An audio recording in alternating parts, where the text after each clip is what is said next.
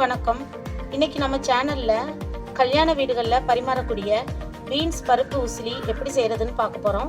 நல்ல உதிரியான இந்த பருப்பு உசிலி ரொம்ப ஈஸியாக செய்திடலாம். முதல் முறையாக பார்க்குறவங்களா இருந்தால் என்னோட சேனலுக்கு சப்ஸ்கிரைப் பண்ணுங்க, பெல் பட்டனை கிளிக் பண்ணுங்க. அப்பதான் நான் போடுற வீடியோவோட நோட்டிஃபிகேஷன் உங்களுக்கு உடனே கிடைக்கும்.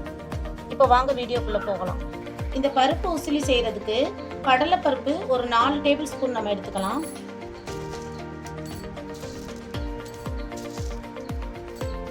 அடுத்ததா துவரம்பருப்பு ஒரு 2 டேபிள் ஸ்பூன் மட்டும் எடுத்துக்கிறேன். இதுல தண்ணி ஊற்றி ஒரு 2 ஹவருக்கு நல்லா ஊற வைக்கலாம். சுடு தண்ணியா இருந்தா 1 ஹவர் ஊற வச்சா போதும். அடுத்ததா ஸ்டவ்ல ஒரு கடாய் வச்சிருக்கேன் பாருங்க.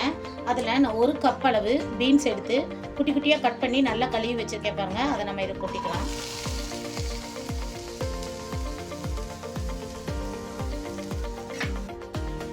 அடுத்ததா அதே கப்ல 1/2 கப் தண்ணி இதுல நான் சேர்த்துக்கிறேன். 1 கப் பீன்ஸுக்கு 1/2 கப் தண்ணி சேர்த்தா கரெக்டா இருக்கும். ஒரு 1/4 டேபிள் ஸ்பூன் அளவு சால்ட் சேர்த்துக்கலாம். சேர்த்து நல்லா கிளறி விடுங்க. இந்த பீன்ஸ் நல்லா வேகிற வரைக்கும் நம்ம ஒரு மூடி போட்டு வேக விடலாம். அடுத்ததா இந்த ஊற வச்ச கடலைப்பருப்பை நம்ம ஒரு மிக்ஸி ஜார்ல சேர்த்துக்கலாம். அதில் ஒரு பிஞ்ச் அளவு மட்டும் சால்ட் சேர்த்துக்கிறேன். ஏற்கனவே பீன்ஸ்லேயும் நம்ம சால்ட் சேர்த்து தான் வேக வச்சுருக்கோம், அதனால பார்த்து அளவாக சேர்த்துக்கோங்க. ஒரு 1/4 டேபிள் ஸ்பூன் அளவு ஜீரகம் சேர்த்துக்கிறேன். காரத்துக்கு 2 காஞ்ச மிளகாய் சேர்த்துக்கலாம். காரம் அதிகமாக வேணும்னா நீங்கள் பார்த்து அதிகமாக சேர்த்துக்கோங்க. இப்போ இது எல்லாத்தையும் நல்லா பொறப்பொறன்னு நம்ம அரைச்சிட்டு வந்துடலாம். ரொம்ப ஒரு நைஸாகவும் இல்லாமல் அதே நேரம் ஓவராக ரவை பதமும் இல்லாமல் ஓரளவு அரைச்சிட்டு வந்தால் போதும். பாருங்க 5 நிமிஷம் ஆயிடுச்சு. ஊற்றின தண்ணி நல்லா வத்திடுச்சு பாருங்க. காயும் நல்லா பச்சை பசேன்னு வெந்திருக்கு பாருங்க, கலர் மாறாம. அதிகமான தண்ணி வச்சா பீன்ஸோட கலர் மாறிடும். அதனால 1 கப் பீன்ஸுக்கு 1/2 கப் தண்ணி கரெக்டா இருக்கும். மீடியம் ஃப்ளேம்ல நான் 5 நிமிஷம் மட்டும் வேக வச்சிருக்கேன் பாருங்க. நல்லா வெந்துருச்சு. இப்போ இதை வேற பிளேட்டுக்கு நான் மாத்திக்கிறேன். பாருங்க பீன்ஸ் எல்லாம் வெளியே எடுத்துட்டோம். அடுத்ததா இதுல 1 டேபிள் ஸ்பூன் ஆயில் விட்டுக்கலாம். நல்லெண்ணெய் விட்டீங்கன்னா இந்த டிஷ்ஷுக்கு ரொம்ப நல்லா இருக்கும்.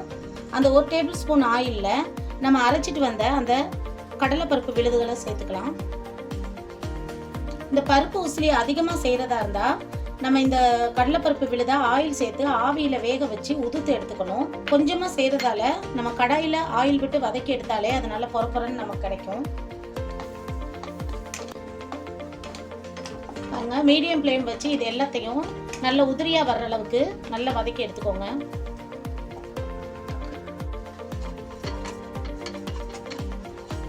ஆரம்பத்தில் இது மாதிரி கட்டியாக தான் வரும். அதுக்கப்புறம் அப்படியே கொஞ்சம் கொஞ்சமாக கிளறிக்கிட்டே இருந்தால் நல்லா உதிர்ந்து வரும்.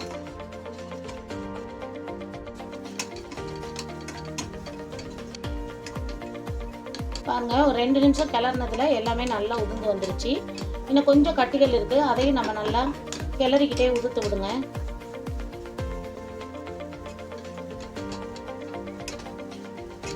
பாருங்க ஒரு 3 நிமிஷத்துல நல்ல உதிரியா வந்திருக்கு பாருங்க. நல்ல வாசனையும் வருது, நல்லா வெந்துருச்சு. உங்களுக்கு இது செய்யறதுக்கு கஷ்டமா இருந்தா இது அப்படியே இட்லி பாத்திரத்துல வச்சு வேக வச்சு கைகளால் உதுத்து கூட நம்ம செய்யலாம். அது ரொம்ப ஈஸியா இருக்கும். இருந்தாலும் இப்படி செய்யும் போது டேஸ்ட் இன்னும் உங்களுக்கு அதிகமாக கிடைக்கும். இப்போ இதுல நம்ம தேவையான அளவு கருவேப்பிலைகளை சேர்த்துக்கலாம். அதையும் சேர்த்து நல்லா கிளறி விடுங்க. இப்போ இதை நம்ம வேற பிளேட்டுக்கு மாத்திக்கலாம்.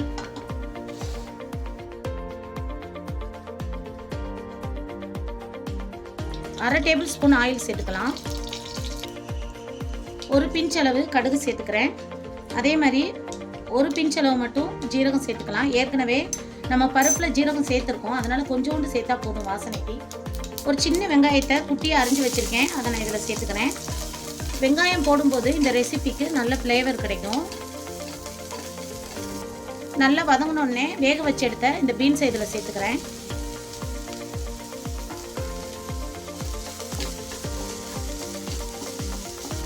ஒரு செகண்ட் மட்டும் நல்லா கிளறி விடுங்க.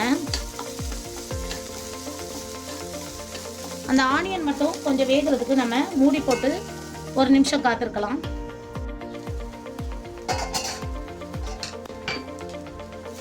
பாருங்க ஆனியன் நல்லா ரோஸ்ட் ஆயிடுச்சு, பீன்ஸுமே ஓரளவு நல்லா ரோஸ்ட் ஆயிடுச்சு. இப்போ இதில் நம்ம வதக்கி வச்சிருந்த அந்த கடலை மாவு மிக்சிங்கை சேர்த்துக்கலாம்.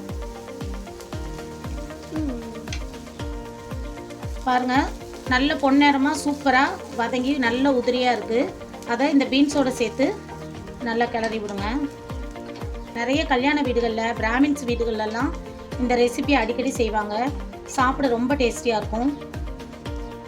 ஒரு நிமிஷம் மட்டும் நல்லா வதக்கிட்டு நம்ம டேஸ்ட்டுக்கு ஒரு 2 டேபிள் ஸ்பூன் அளவு தேங்காய் துருவல் நான் சேர்த்துக்கிறேன். உங்களுக்கு விருப்பம்னா சேர்க்கலாம், இல்லைன்னா ஸ்கிப் பண்ணலாம். இந்த தேங்காய் துருவல் சேர்க்கும்போது டேஸ்ட் ரொம்ப நல்லாயிருக்கும். அதையும் சேர்த்து நல்லா கிளறி விடுங்க.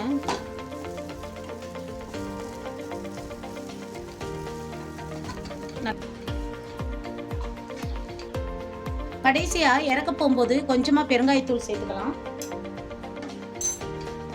பெருங்காயத்தூள் சேர்த்து கிளறி விட்டு நம்ம வேறு பவுலுக்கு நம்ம இதை மாற்றிக்கலாம்.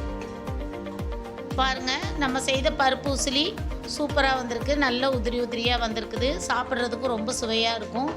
இது சாம்பார் சாதம், காரக்குழம்பு எல்லாத்துக்கும் ரொம்ப டேஸ்டியாக இருக்கும். நான் செய்திருக்கிற இந்த பருப்பு உசிலி உங்களுக்கு பிடிச்சிருந்ததுன்னா என்னோடய சேனலை லைக் பண்ணுங்கள், கமெண்ட் பண்ணுங்கள், சப்ஸ்கிரைப் பண்ணுங்கள். என்னோடய இந்த ரெசிபி உங்களுக்கு பிடிச்சிருந்ததுன்னா உங்கள் உறவினர்களுக்கும் நண்பர்களுக்கும் ஷேர் பண்ணுங்கள், சப்போர்ட் பண்ணுங்கள். தேங்க்யூ.